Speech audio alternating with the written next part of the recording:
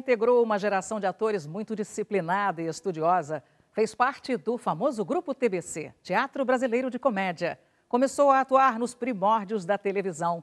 Emprestou força e sofisticação às suas personagens. De vilã a heroína, Natalia Timberg marcou a interpretação brasileira. Seu trabalho, até hoje, influencia muitas gerações de artistas. Para homenagear a atriz Natalia Timberg, o Recordária TV resgatou o programa Advogado do Diabo, exibido em 1989. Afinal, aqui, se existe memória, a fita roda. Hoje, na sua televisão, no Advogado do Diabo, uma das grandes damas da dramaturgia brasileira, Natalia Timberg. Televisão, cinema, teatro, principalmente o teatro. Nos últimos 40 anos, ela tem representado o que existe de melhor. Ela tem dado a todos nós uma grande lição de vida através da arte. Natalia Timberg, o Advogado do Diabo de hoje. No estúdio, para algumas perguntas, a atriz Bia Bedran. O ator Sérgio Brito. E a escritora e produtora Bella Joseph. Natalia, para você, qual é o sentido da vida? Há tempos que eu acho que a vida inteira eu me faço essa pergunta. Em criança eu já procurava esse sentido. E até agora que eu já caminhei, já tenho muita quilometragem, eu acho que é viver bem,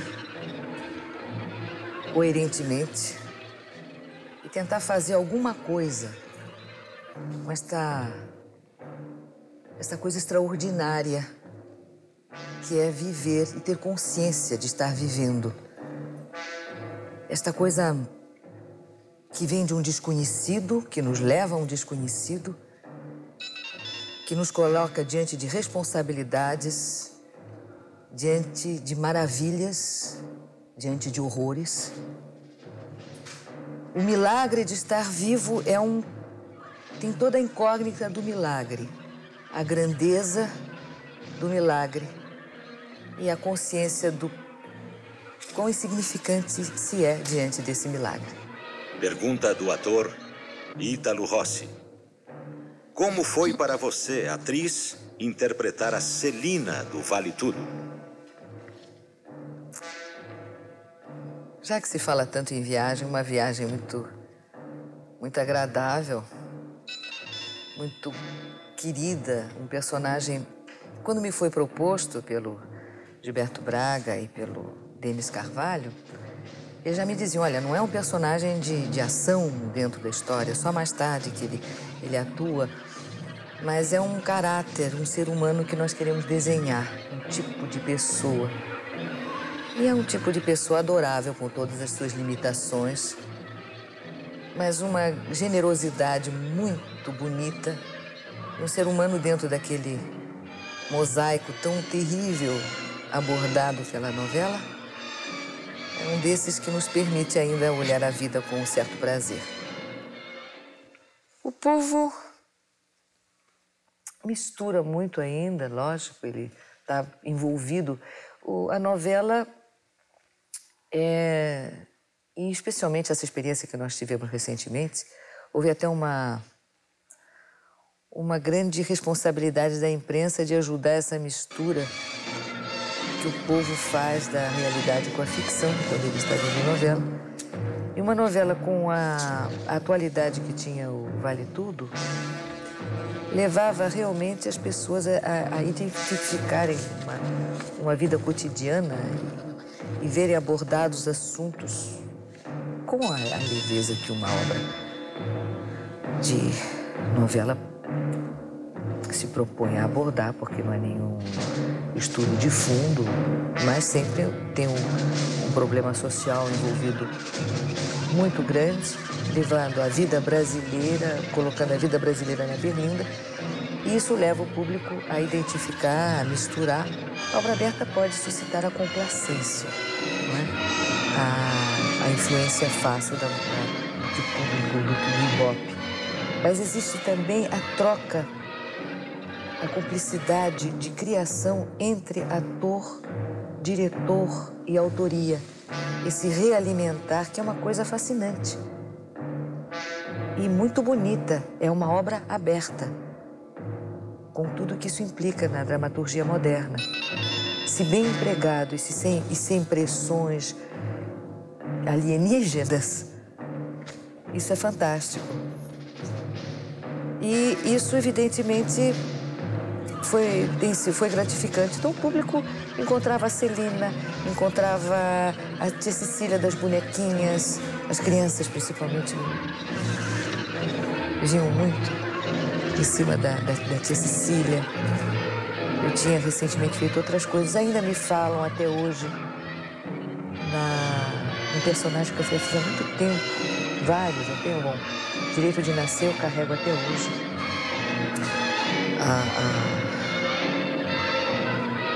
A governanta da sucessora, são personagens que marcaram, mas eu acho que, portanto, por essa quilometragem toda, eu já chego a ter a minha identidade junto ao público de novelas também. No Vale Tudo foi muito difícil, porque quando o enterro de Odete Roitman toma as primeiras páginas dos primeiros jornais do país, aí, num país em que acontece tudo o que acontece no nosso, a coisa fica muito séria e nós nos perguntamos até onde a imprensa não perde um pouco o pé na sua vontade de informar. Como uma das coisas que eu acho detestáveis e que acontece muito na nossa imprensa é publicar que a dona Odete, não a dona Odete Roitman, que a dona Beatriz Segal vai ser assassinada por, não sei qual dos atores eles botaram na época, mas enfim, misturam, colocam, usam como o nome do ator no lugar do nome do personagem. Quando isto é uma distorção do público que é alimentada erradamente, porque no dia que eu estou fazendo um personagem muito agradável, muito gentil, até é agradável ser confundida com Celina. Mas, de repente, se eu estiver fazendo uma gorgona, uma dessas violentas, que eu nem sei como é que eu escapei da Odete, aí como é que eu fico, não é? Natália, há muito pouco tempo atrás, a Yara Amaral esteve exatamente aqui, neste programa. Num belo depoimento, né? Ela falou muito sobre dignidade. Quase uma hora ela falou, muito. E ela se foi vítima, né? Dessa falta de dignidade. Eu queria que você falasse um pouco sobre o movimento pela dignidade do cidadão. Onde está a dignidade? Eu acho que nós estamos num momento no país, no mundo mesmo, em que está se sentindo uma necessidade que já implica na sobrevivência do resgate da dignidade, do sentido da dignidade, do conceito da dignidade. Porque, com todas as deformações da vida moderna, das pressões, essa dignidade foi sendo desgastada, esgarçada.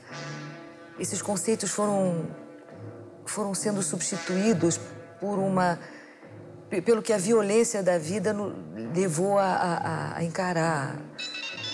E, aos poucos, com as complacências, com o se ajeitar, as pessoas foram perdendo na ótica externa e interna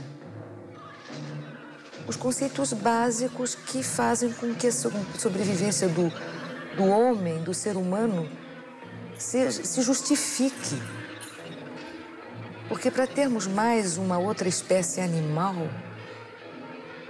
apenas depois de termos tido a consciência daquilo a que o desenvolvimento do espírito pode levar, do raciocínio, da inteligência, todo esse desenvolvimento que a mente conseguiu, dos quais nós somos herdeiros de toda uma cultura, de toda uma civilização, das quais o homem está sendo alijado, às vezes dolosamente, às vezes por justamente uma acomodação a um materialismo desenfreado, a um arrivismo sem limites.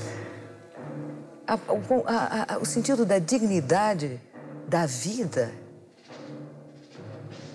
é fundamental.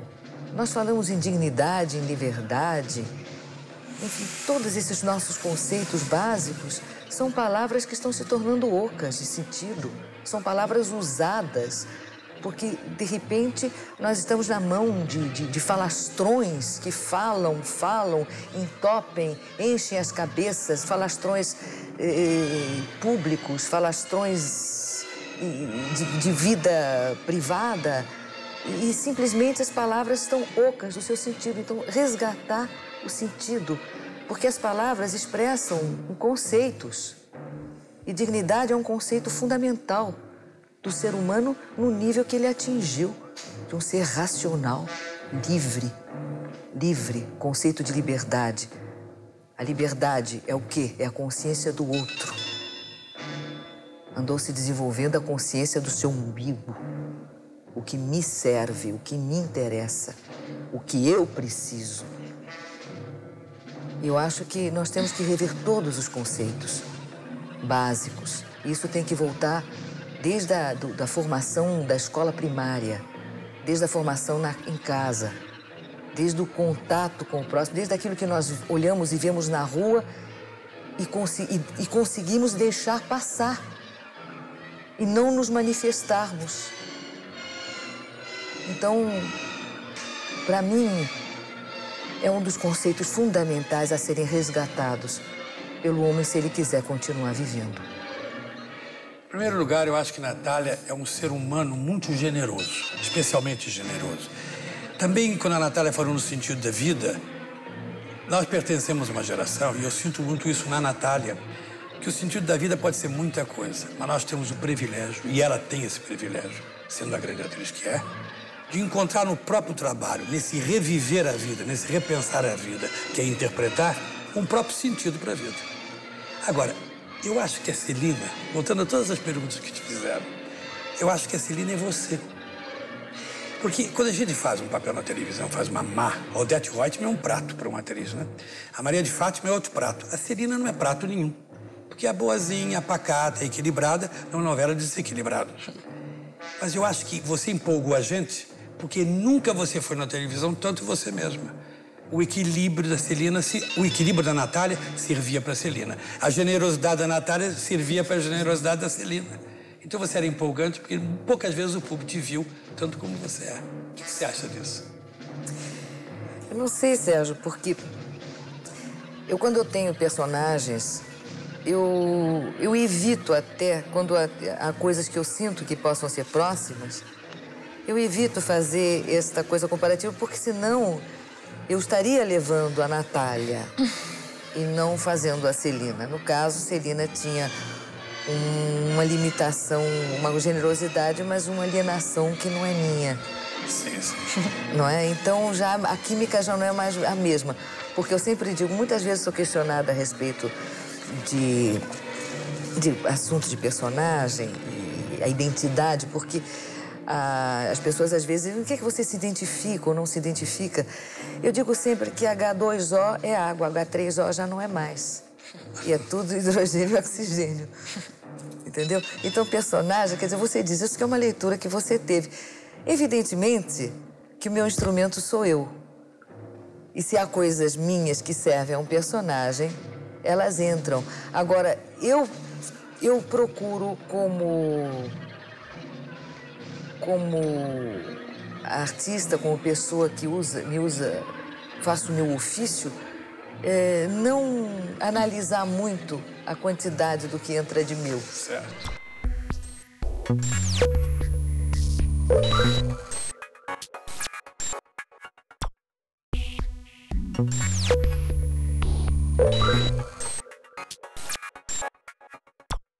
Natália Timber é a homenageada do Recordar a TV de hoje. Uma grande atriz, consagrada na televisão, no teatro e no cinema. Você está acompanhando a reprise do programa Advogado do Diabo, de 1989. Afinal, aqui, se existe memória, a fita roda. Bom, estando aqui com uma das maiores intérpretes do nosso teatro, eu gostaria de saber, assim, um pouco mais de dentro. Já que o teatro é uma arte impura, que capta todos os elementos capazes de produzir um impacto no espectador, e desses elementos, os mais palpáveis, quer dizer, sem privilegiar nenhum, mas os mais palpáveis seriam, de um lado, o texto e do outro, o público, é necessária uma intermediação mágica entre esses dois elementos. Como se processa essa intermediação entre o texto teatral e o público espectador? Pergunta grande intérprete que você é. Esta pergunta engloba todo o meu ofício. Engloba todo o processo do trabalho do ator, do trabalho que é do intérprete.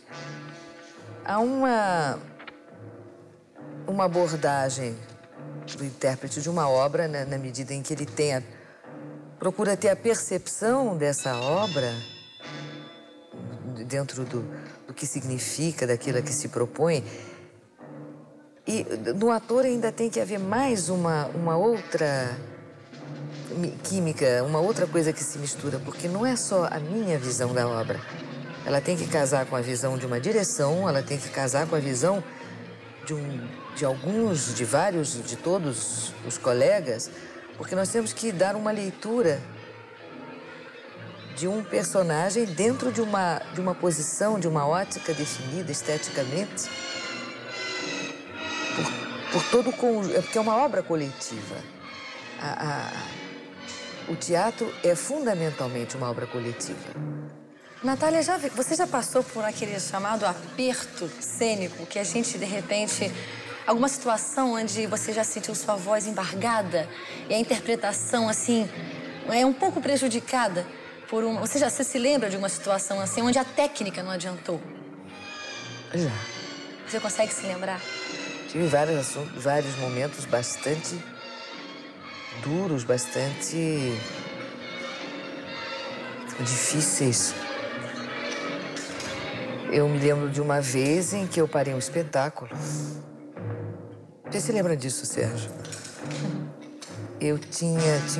Nós estávamos num teatrinho que nós tínhamos inaugurado. Teatrinho do Noel Núteus, que desapareceu. Um teatro pequeno na Rua Senador Vergueiro. Os teatros desaparecem com tanta facilidade. Ele virou um supermercado, eu acho. Era um teatrinho pequeno, mas que um dia teve uma invasão de moscas.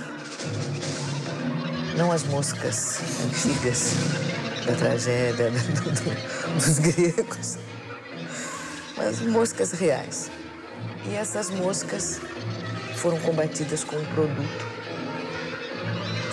que me causou um espasmo de glote. Eu comecei o espetáculo e consegui que eu não ia mais conseguir falar. Eu pedi desculpas ao público, olha, se eu consigo continuar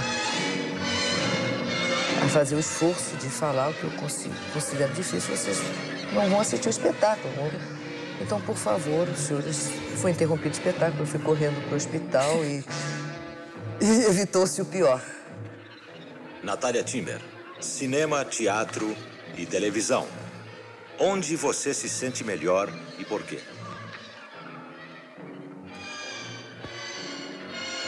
Eu sou uma atriz de formação teatral e ela vem de muito longe, uma vida inteira. Televisão não existia, eu já fazia teatro. Cinema, nós temos um país em que essa abordagem é muito difícil. Então, a minha formação, as minhas raízes, são fundamentalmente teatrais, no desenvolver do meu ofício. Mas um ofício que tem a curiosidade das suas várias formas. Eu tenho dentro desse ofício a curiosidade das várias formas de utilizá-lo. E realmente eu acho o cinema uma coisa que é fascinante.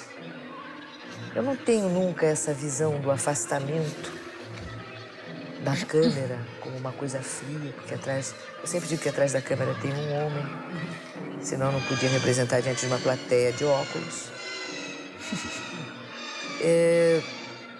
Essa visão também, é claro que esse estar sozinho comigo no palco, eu também estou diante de uma câmera no momento em que eu represento. E também na formação do espetáculo de teatro, existe todo um trabalho coletivo que é menos técnico, talvez, menos subjugado pela técnica mecânica, como o é o cinema ou a televisão. Mas também, hoje em dia, nós temos um desenvolvimento técnico, infelizmente, ainda muito difícil no Brasil, pelas grandes dificuldades que nós temos de desenvolver toda a possibilidade técnica hoje em dia nos teatros, que seria possível, que é possível pelo resto do mundo. As nossas casas de espetáculo jamais conseguem se aparelhar da forma que seria desejável. Nós trabalhamos com toda a raça mesmo, porque nesse país o teatro, senão, seria absolutamente inabordável. Hoje em dia, a televisão tem todos os apoios, todos os patrocínios, todos os comércios que às vezes atrapalham muito na sua evolução qualitativa.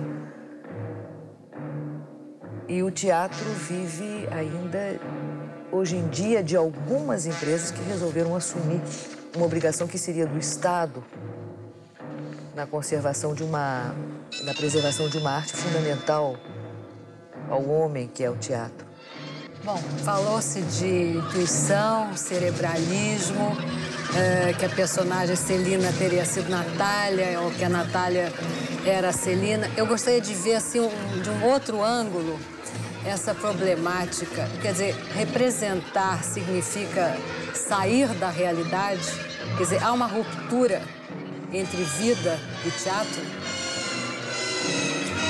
Eu diria que é uma transposição, da medida em que arte é a transposição. Em que momento a arte é ruptura com vida? Eu acho que é levar a transcendências, a planos que não estão no cotidiano, a essências, a visões, a percepções mais profundas que envolvem as percepções mais palpáveis e menos palpáveis do ser humano. É com isso que mexe a arte. E o teatro é uma faceta talvez a mais complicada, porque ela engloba muito das outras artes. Tem a emoção da Natália, a Natália se entrega. Tem a emoção da atriz, que se entrega e se desdobra. Porque tem a atriz, instrumento, que se entrega, e tem a atriz, artista, que conduz o seu instrumento. Isso Diderot já explicava. É uma coisa muito complicada, o ator. É uma coisa que faz com que, quando o Pessoa diz que o poeta é um fingidor, porque finge a dor que deveras sente, o ator também. Quando Jouvet dizia l'acteur vaut l'homme, o ator vale o homem, ele sabia o que ele estava dizendo. Eu digo isso, eu só estendo, eu digo, o artista vale o homem. E eu acho que essa forma que o artista tem de lidar com a emoção, o músico tem, o pintor tem, não é, Augusto? O ator tem, o poeta tem. E que fazem deles o artista que depois determina A obra de arte é essa condução da emoção, o aprender a conduzir essa emoção dentro da sua plenitude. Olha, é muito difícil. É um aprendizado ao qual eu ainda não consegui chegar ao fim dele. Eu acho que eu vou passar a vida inteira e se eu tiver mais outra, mais uma. E mais uma, e mais uma. O Recordária TV de hoje fica por aqui. Semana que vem voltaremos com mais uma pérola da televisão do Brasil. Até lá!